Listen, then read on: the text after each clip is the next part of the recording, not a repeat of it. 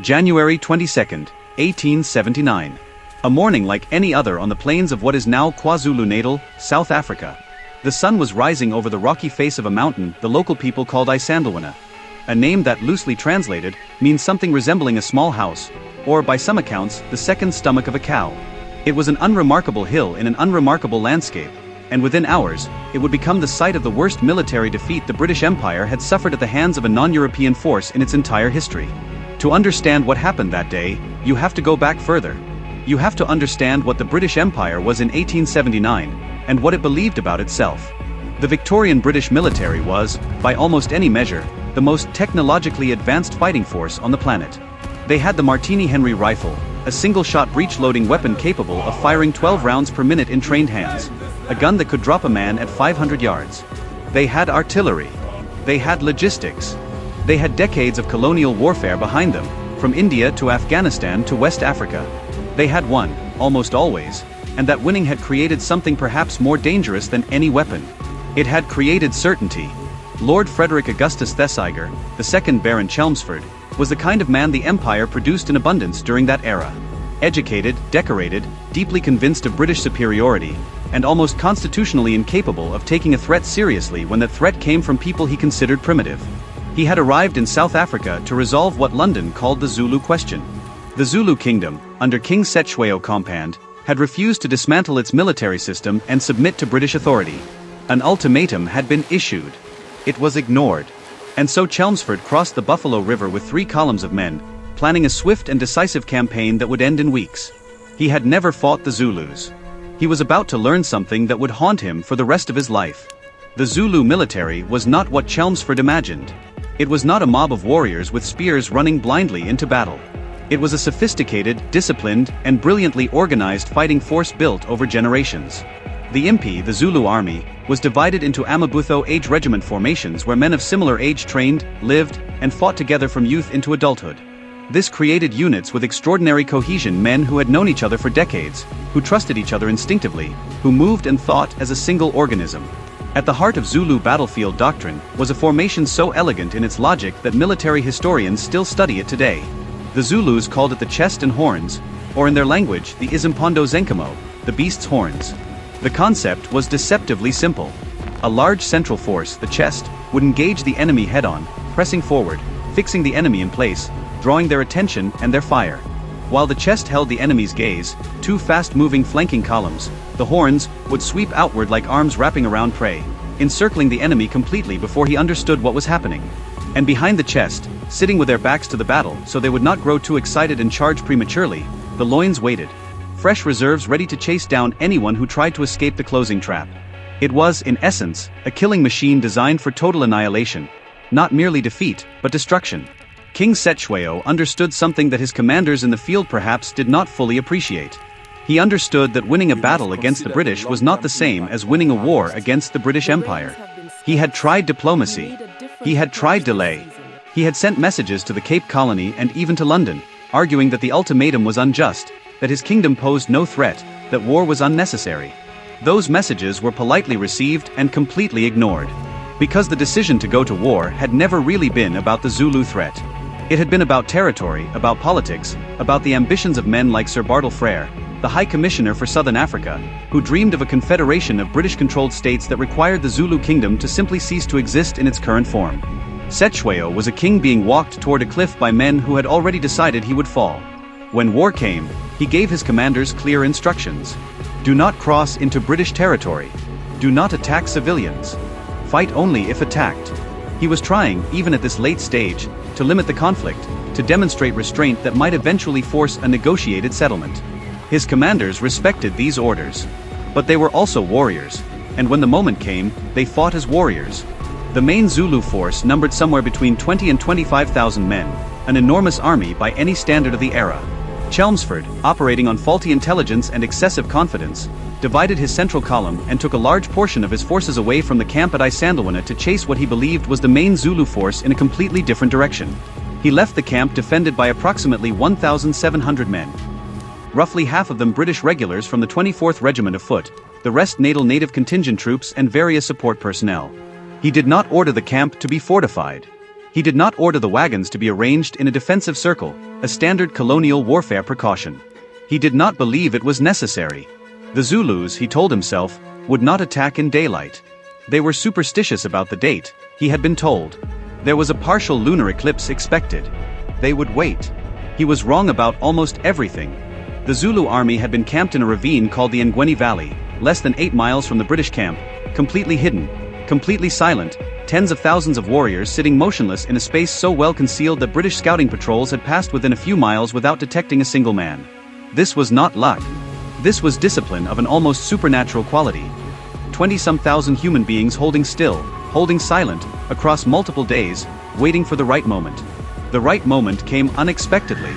A British patrol crested a rise and stumbled directly into the hidden army. The Zulu commanders had wanted to wait another day. The omens were not yet right. The eclipse was still coming. But they had been seen, and hesitation now meant the British would have time to prepare. So the order went out. The impi rose. Witnesses who survived described what happened next in terms that carried the weight of religious experience. A dark wave appearing suddenly on the hills surrounding the camp. A wave that resolved itself into human shapes. Tens of thousands of men moving with terrifying speed and terrifying silence across the broken ground. The native contingent troops on the British flanks took one look at what was coming and ran. This was not cowardice, it was rational calculation, and it was the first crack in the British position. The 24th Regiment formed a firing line. The Martini Henry began its work. At first, the results were everything the British expected. The Zulus were falling in large numbers. The chest of the formation was advancing into devastating fire and men were dying by the hundreds.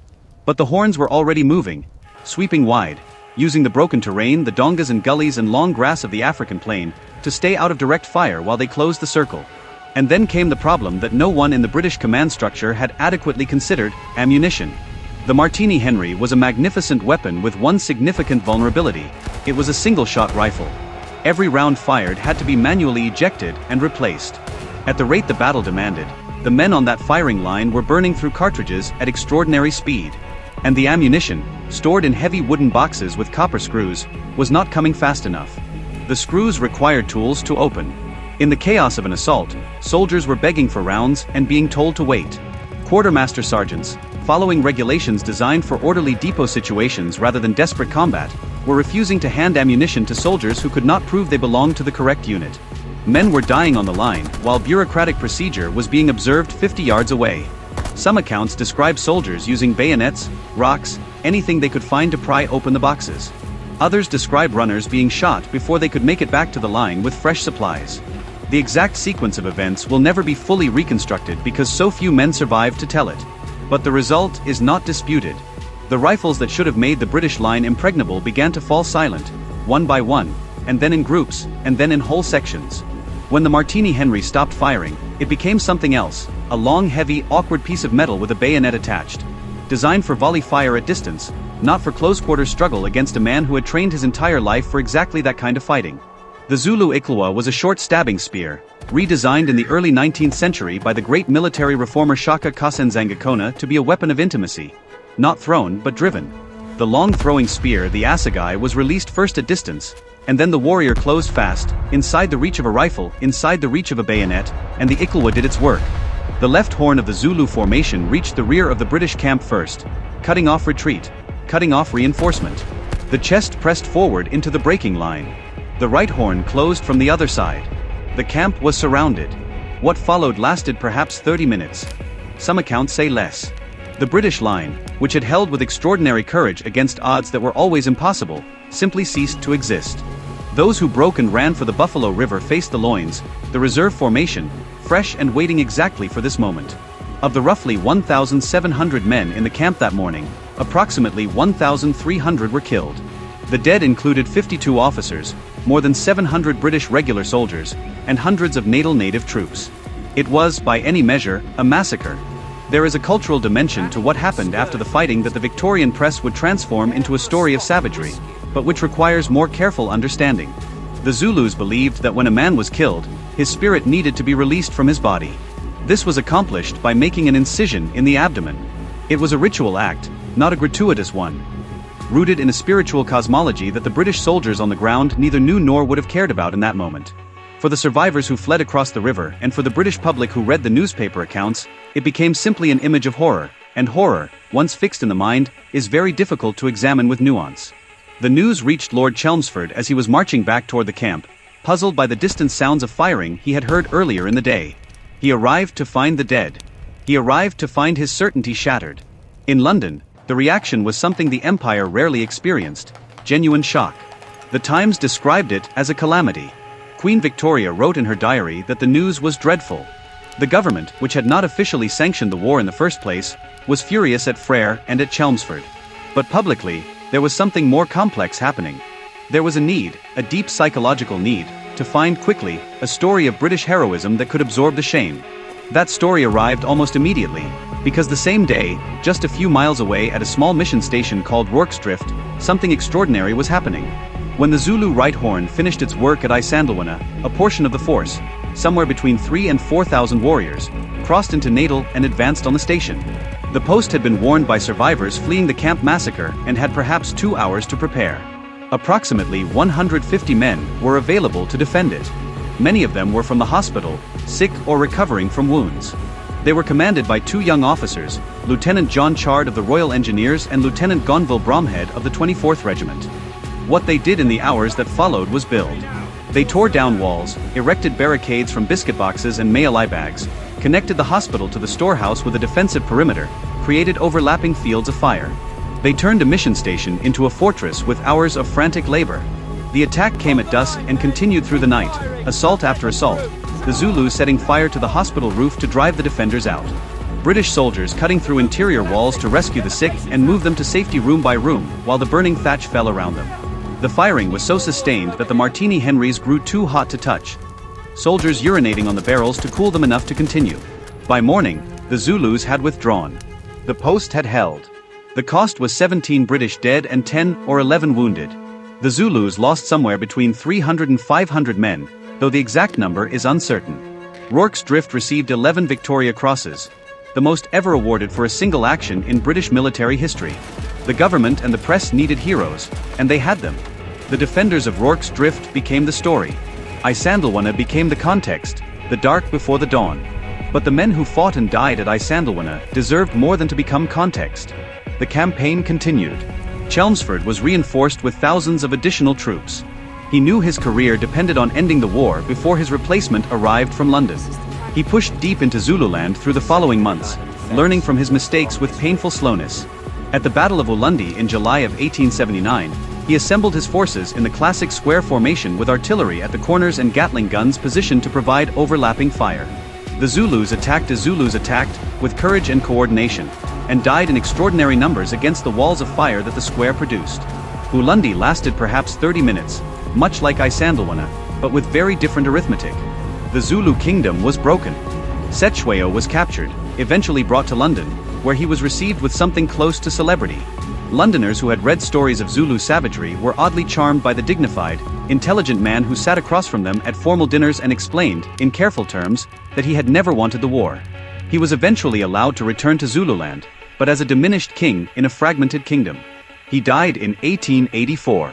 The causes of his death were disputed then and remain uncertain now.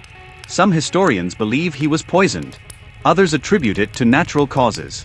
The truth, like so much of this story, was swallowed by competing interests. What remains is the battle itself. Isandlwana stands as one of the most extraordinary events in the history of warfare. Not because a technologically inferior force defeated a technologically superior one. That framing, while attention-grabbing, misses the point. It stands because it was a collision of 2 complete worldviews. 2 complete systems of understanding what war was, what courage was, what a human being owed to his people and his land. The British soldiers of the 24th Regiment were not villains. They were, by the standards of their time, professional, disciplined, and brave. They held their line against impossible odds, and many of them died without breaking, without retreating, without surrendering. They simply ran out of ammunition, while the machinery of empire failed to keep pace with the reality in front of them. The Zulu warriors were not savages. They were the product of one of the most sophisticated military cultures in African history, men who had absorbed generations of tactical knowledge, who moved across their own land with a mastery that no foreign general could match, who fought and died for a kingdom and a way of life that they understood correctly was fighting for its survival. There is a grave at Isandlwana today, a cairn of white stones on the hillside where the British dead were buried. There are smaller monuments nearby, quieter ones, marking where the Zulu dead fell. Tourists walk between them on organized tours, taking photographs, half listening to guides who cover the basic facts in 20 minutes. It is very difficult to convey in 20 minutes what happened on that hill. It is very difficult to convey in any amount of time the particular texture of a moment when history turns, when the machinery of one civilization fails at the precise instant the courage of another reaches its maximum expression. January 22, 1879. The sun rose over Isandlwana, and the world changed, not because the British lost, empires absorbed defeats, but because the defeat forced a question that the Victorian world was not prepared to answer. What if the certainty was wrong? What if the confidence was not earned but inherited? What if the men on the other side of the rifle were not obstacles to civilization but expressions of it? The question was not answered in 1879. It took the better part of a century, and much more blood, to begin the process of answering it. And in some corners of the world, the argument continues still. The white stones on the hillside at Isandlwana say nothing. They simply stand in the shadow of a mountain whose name you can translate as a small house, or the second stomach of a cow, or, if you are willing to look at it differently, a place where something enormous was kept hidden, until the moment it rose.